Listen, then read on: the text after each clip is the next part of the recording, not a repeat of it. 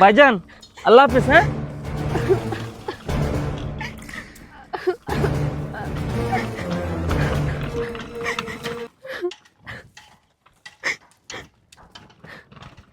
কিরে?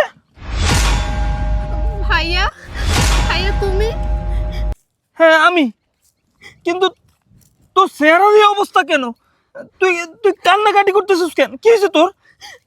ভাইয়া তুমি চলে আসছো ভাইয়া। ভাইয়া আমার ভাবি বাসা থেকে বের করে দিছে ভাইয়া। মানে তোর ভাবি তোকে বাসা থেকে বের করে দিছে? কিন্তু কেন? কি হয়েছে? কি হলো? চুপ করে আছিস কেন? বল আমাকে। বল, তুই তুই কেন কান্নাকাটি করতেছিস? আর তোর মুখের অবস্থা এমন কেন? বল, বল বলছি। ভাইয়া তুমি শান্ত হও। কই আমার কিছু হয়নি তো। আসলে ভাইয়া আমার না তোমার কথা খুব মনে পড়তেছিল। অনেকদিন ধরে তোমাকে দেখি না তো, এই জন্য খুব খারাপ লাগছিল, তাই কান্না করতেছিলাম। তুমি কোনো টেনশন করো না ভাইয়া। না না না না, আমার কোনোভাবে বিশ্বাস হচ্ছে না বোন। আমার কোনোভাবে বিশ্বাস হচ্ছে না। তোর চোখ বলতেছে তুই মিথ্যা বলতেছস, তোর মুখ বলতেছে তুই মিথ্যা কথা বলতেছস। তুই তুই সত্য কথা বলিস না। তুই সত্য কথা বলিস নাই আমার সাথে, তুই মিথ্যা কথা বলতেছস। বল, তোকে বলতেই হবে তুই কেন কান্না করতেছস। আচ্ছা, একটা কথা বলতো। আমার কথা তোর মনে পড়তে পারে, কিন্তু তুই একটা কথা বলতো, তোকে মারছে কে? তোকে মেরে হাল করছে কে? এইটা বল। কই না তো, কে মারবে আমাকে ভাইয়া? আমাকে তো কেউ মারেনি। আর তুমি তো জানো ভাবি আমাকে অনেক ভালোবাসে। ভাবি কি আমাকে কখনো মারতে পারে? বাসায় তো আমি আর ভাবি ছাড়া কেউ থাকি না।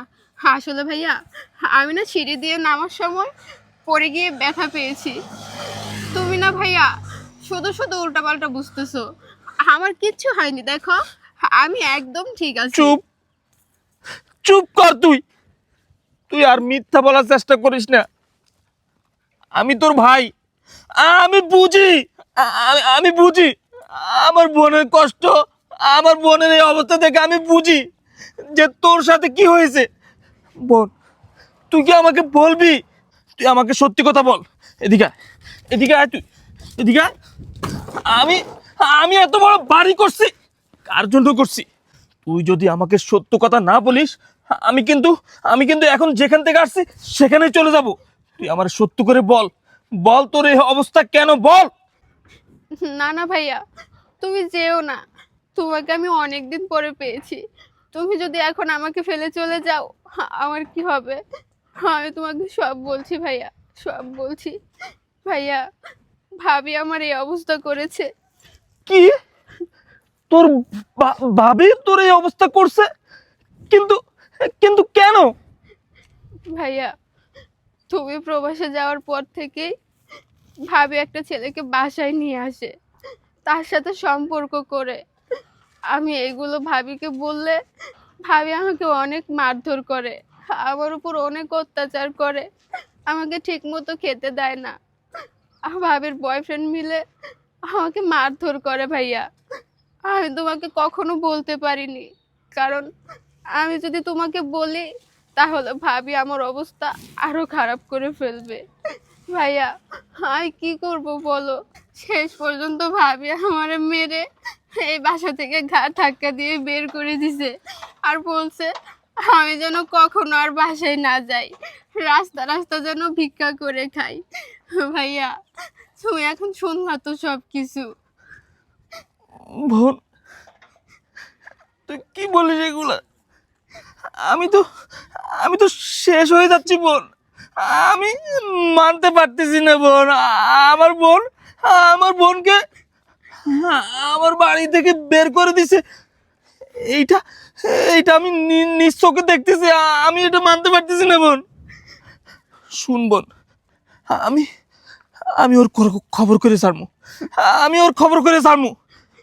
কাল নাগিনী, শয়তান মহিলা আমাকে। ভাইয়া ভাবি আসতেছে। হ্যাঁ, আসতেছে। এক কাজ কর, এদিকে এদিকে। তোমার সাথে একটু রোমান্স করবো, একটু টাইম কাটাবো তোমার ননদের জন্য হয় না। হ্যাঁ ভালোই হয়েছে, বাসা থেকে মেরে বের করে দিছি। ওই যদি আজকে আসে না তাহলে ওকে আরো মেরে তক্তা বানিয়ে দিব। ভালো কাজ, আসো।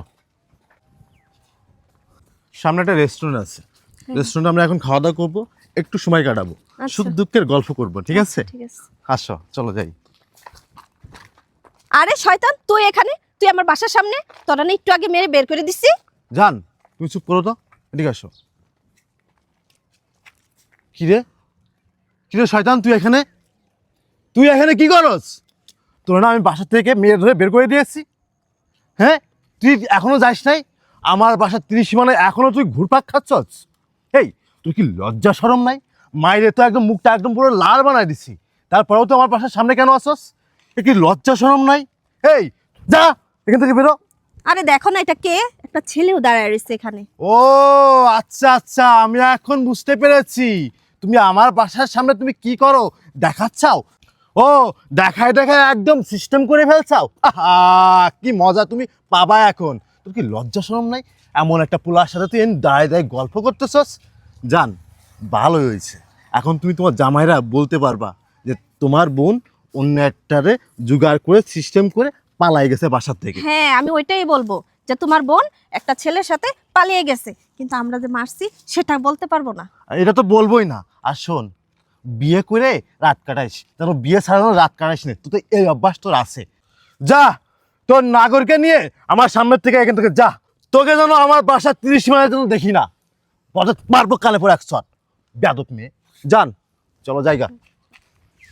দাঁড়া, কই যাচ্ছিস? হ্যাঁ, কোথায় যাচ্ছিস? শয়তানের বাচ্চা, আমি ওর নাগর? আর আমি ওর নাগর না, আমি ওর নাগর না, আমি ওর আপন ভাই। এই শয়তান মহিলা, কি ব্যাপার? নাগর জোগাই ফেলছস না? আমি প্রবাসের মাটিতে থাকি আর তুই দেশের বাড়িতে নাগর নিয়ে থাকিস, তাই না? এই বল, বল আমার বোনের এই অবস্থা কেন? আমার বোনের চেহারা আমি চিনতে পারতেছি না, ওর চেহারার মধ্যে এরকম মারের দাগ কেন? বল, কি হলো? বলার তো কোনো কথা নেই। আরে সাজ্জাদ, তুমি তুমি কখন আসলে? তুমি হ্যাঁ, আমি আমি কখন আসলাম এইটা দেখে অবাক হচ্ছ? আর আমি তো অবাক হচ্ছি তোকে দেখে। শয়তান মহিলা, তুই কি করলে? তুই আমার বোনকে মেরে গাড় ধাক্কা দিয়ে বাসা থেকে বের করে দিলি? এত বড় সাহস তোর! আরে এই শয়তান, তোর জন্য আমি কি না করছি রে, কি না করছি! প্রবাসের মাটিতে বসে মাথার ঘাম পায়ে ফেলে পরিশ্রম করে মাসের পর মাস টাকা পাঠাইছি, কত বড় একটা বিল্ডিং করেছি। কার জন্য করেছি? তোর মতো শয়তানটার জন্য করছি। ভুল করেছি, আমি ভুল করেছি। আমি আমি বুঝতে পারি নাই যে তুই এত বড় ধোঁকাবাজ, এত বড় শয়তান। আমি বুঝতে পারি নাই তোর কত বড় সাহস, তুই আমার আদরের বোনটাকে মেরে বাসা থেকে বের করে দিছস। আর তোর সাথে এটাকে তোর নাগর না, নাগর জোগাইছস।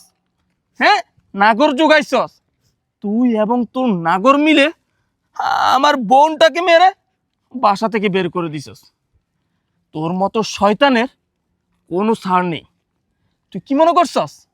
হ্যাঁ, আমার বোনকে বের করে দিয়ে তুই তোর নাগরকে নিয়ে আমার বিল্ডিংয়ে থাকবি?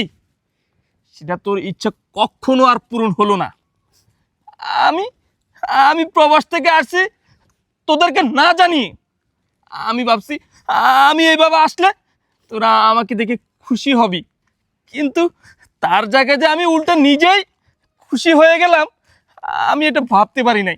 এই জানিস, আমার ভিতরটা আমার ভিতরটা জ্বলে যাচ্ছে।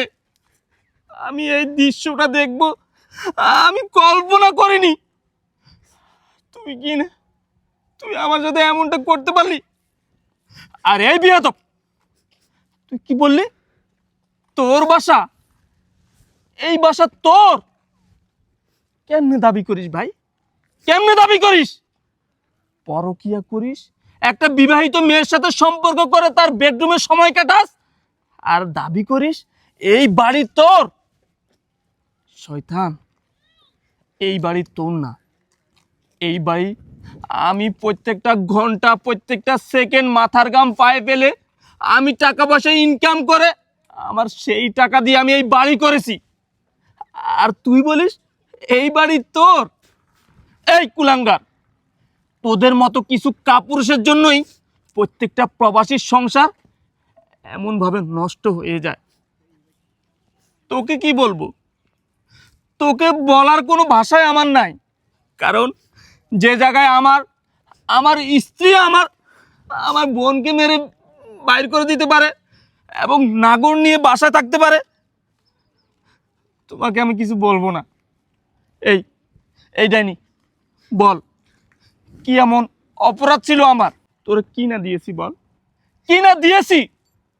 তোকে ভালোবেসে বিয়ে করে আমি এত বড় একটা বাড়ি করেছি, কত আশা কত আকাঙ্ক্ষা আমার ছিল তোরে নিয়ে আমি সংসার করব, আমার বোনটাকে ভালো এক জায়গায় বিয়ে দিব, আর তুই আমার সব আশা আকাঙ্ক্ষা এক নিমিষেই দুলের সাথে মিশিয়ে দিলি। শোন, তোকে আমি রাখবো না, না না, আমি তোকে রাখবো না, আমি তোকে ডিভোর্স দিয়ে দিব। কারণ তোর মতো শয়তান ডাইনি মহিলার সাথে আমার মতো ছেলে সংসার করবে না। কারণ তুই একটা বেয়াদব, তুই একটা নষ্টা মেয়ে, তোর মতো নষ্টা মেয়ের সাথে আমি আর থাকবো না, তোকে আমি ডিভোর্স দিব। দাঁড়া, তোরে একটা নমুনা দেখাই।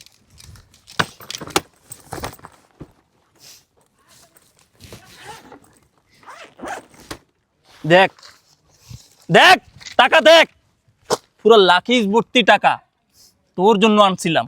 হ্যাঁ, আমি তোর জন্য আনছিলাম। যা, চলে যা, তোর মতো শয়তান মহিলা আমার আর দরকার নেই। কারণ আমার যা দেখার যা বোঝার আমি সব বুঝে গেছি। যা যা, চলে যা, বের হ। বোন, বোন তুই আমাকে মাফ করে দে বোন, আমি আমি বহুত বড় অন্যায় করছি। এরকম এরকম একটা শয়তান মহিলার বিয়ে কইরা আমার জীবন আমি শেষ করে ফেলছি বোন। তুমি আমাকে মাফ করে দেবো বোন। কি বলো ভাইয়া, তুমি কেন আমার কাছে মাফ চাইতেছো? ভাইয়া, তুমি আর প্রবাসে যাও না, তুমি এখন থেকে দেশেই থাকবা ভাইয়া। আমি আর তোমাকে হারাতে চাই না। হ্যাঁ বোন, আমি আর যাবো না, চল বাড়িতে চল।